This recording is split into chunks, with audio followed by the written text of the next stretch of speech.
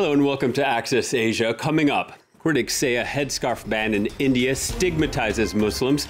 Tensions are high as activists have repeatedly warned that religious animosity in the country could spiral out of control. Afghanistan's healthcare system is collapsing. Hospitals face shortages of cash and staff, while malnutrition and diseases are surging across the country.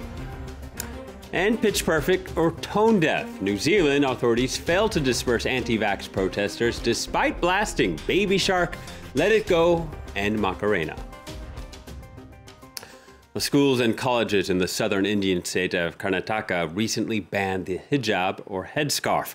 Muslim students were outraged. Meanwhile, Hindu nationalists held counter-protests supporting the ban. Secularism is a cornerstone of India's constitution, but in recent years, the line between the state and religion has been blurred under Prime Minister Narendra Modi. Brian Quinn reports. A tense confrontation amid a deepening religious divide. This Muslim college student had come to hand in an assignment at her school in southwest India. She was met by a crowd of Hindu men waving shawls in their sacred color of saffron, chanting religious slogans and demanding she remove her hijab. Karnataka state has become the latest flashpoint for what many Indian Muslims say is an ongoing campaign of discrimination and marginalization against them. The latest dispute began when a women's college in the city of Udupi banned a group of Muslim students from the classroom, citing their headscarves as a deviation from approved uniforms. Soon, more schools in Karnataka began banning the hijab in class, sparking protests by Muslim residents throughout the country and beyond. Restricting these girls to exercise their right to freedom of religion is against the fundamental rights that are guaranteed under the Constitution, and forcing the students to remove hijab is denying them of the dignity that is also a constitutional right. Demonstrations in support of the students have been held as far away as Karachi in neighboring Pakistan, while Hindu students and right-wing activists have mounted counter-protests in India. The students in hijab started this. If they stop, we will too. If they wear a hijab, then we have to wear saffron to compete with them. Amid court orders against any religious attire, Islamic or Hindu, all high schools and colleges in Karnataka were ordered closed for 3 days, with a 2-week ban on public gatherings outside educational buildings. Opposition parties and activists say the dispute is part of a wider campaign to homogenize public life in the world's most populous democracy.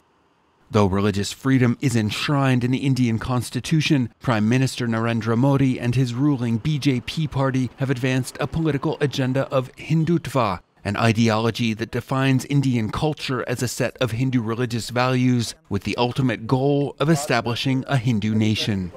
As in the country at large, just 13% of Karnataka's residents are Muslim. The state is seen by many as a hotbed of Hindu nationalism, with a recent ban on the sale and slaughter of cows sacred to Hindus and a pending bill that would impede interfaith marriages and religious conversion. With critical state elections coming up next year, many expect religious tensions to continue to mount.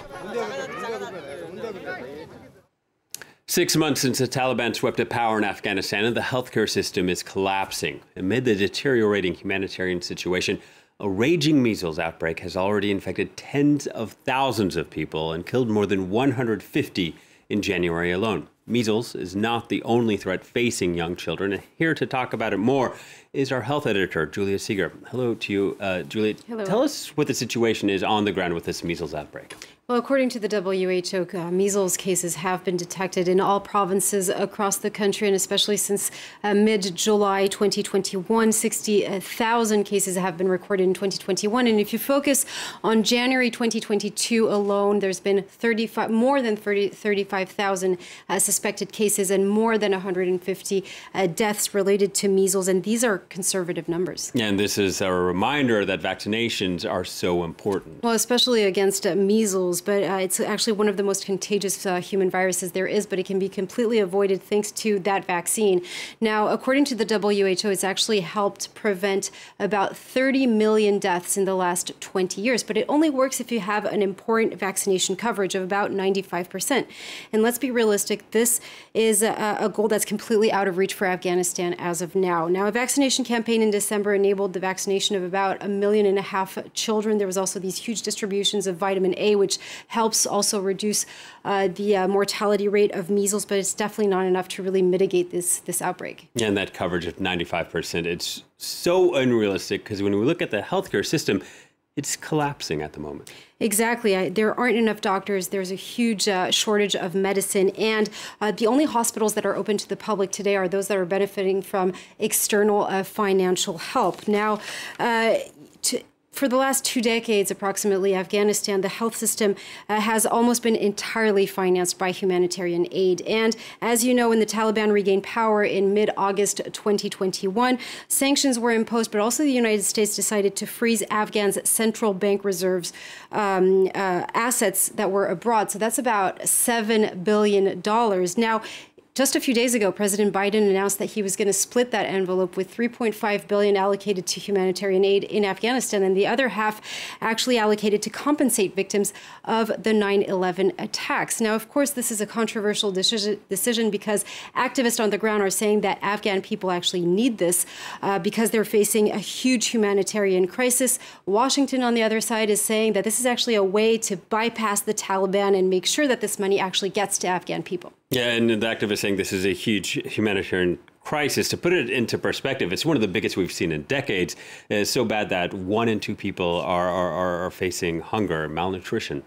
Exactly. According to a UN report, and I really think this is actually the main problem here, almost 1 Afghan person out of 2 is suffering from hunger today. Now, malnutrition is a problem in and of itself, but it's also a problem because it also suppresses the immune system and it makes children very vulnerable to other diseases. Of course, diseases like measles, but also waterborne diseases, which are huge also in Afghanistan today. Yeah, and we can't forget this is all happening, of course, during a pandemic. On the backdrop of COVID-19, of course, there are only 5 hospitals in the entire country that are taking care of COVID-19 patients. Only 1 in Kabul. I don't know if you can wrap your head around this, but it's pretty incredible. Now, some hospitals, of course, have closed because there aren't enough doctors. There's this shortage of medicine I told you about, but there's also the fact that sometimes it's also almost impossible to even heat the premises. According to doctors, the situation is getting worse on the ground with more and more COVID cases, but we actually don't have statistics. And also the main problem is that they don't have diagnostic tests. Now, according to the WHO, they should get these diagnostic tests soon by the end of February. All right, Julia, thank you very much. Julia Seeger, France 24's health editor. New Zealand's capital was hit by a demonstration against coronavirus restrictions. And as it stretched on day after day, authorities became desperate to disperse the protesters, even blasting music, including Baby Shark, the Macarena, and Frozen's Let It Go. So, did it make the demonstrators sing a different tune? Peter O'Brien takes a look. Faced with defiant protesters who've been camped outside Parliament for a week now, the authorities have resorted to extreme violence.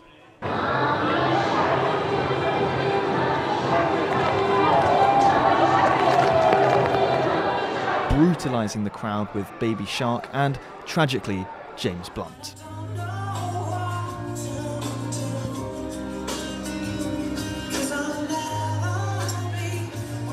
Then they started playing this.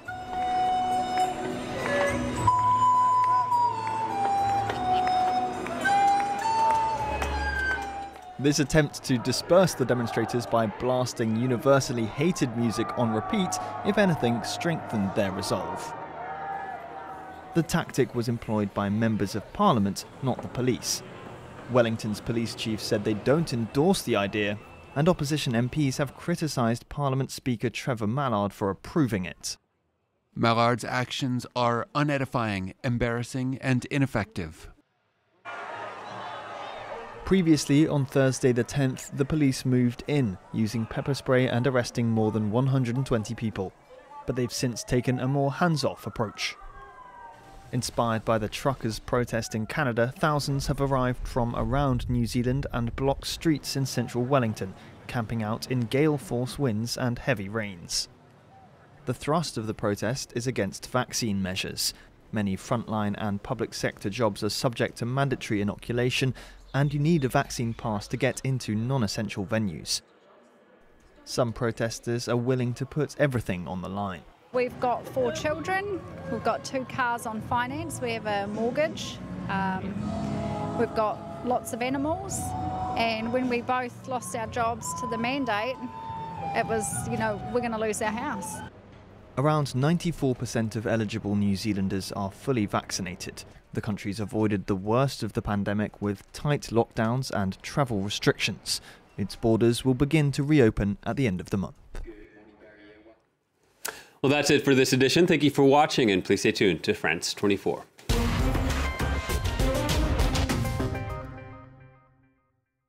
The 25th of December 1991 marks the dissolution of the Soviet Union. On that day, a superpower broke up into 15 independent states. Our reporters visited Ukraine, Estonia and Georgia, 3 former Soviet republics that are now at the center of a new Cold War between Europe and Russia. Здесь стоит памятник Иосифу Виссарионовичу Сталину, который был поставлен к 75-летию победы советского народа над фашистской Германией. 30 years after the collapse of the USSR, a new geopolitical battle is raging, fought with propaganda, tanks and hackers. Cyber attacks can be as serious as physical attacks. Don't miss the USSR Revisited on France 24 and France24.com.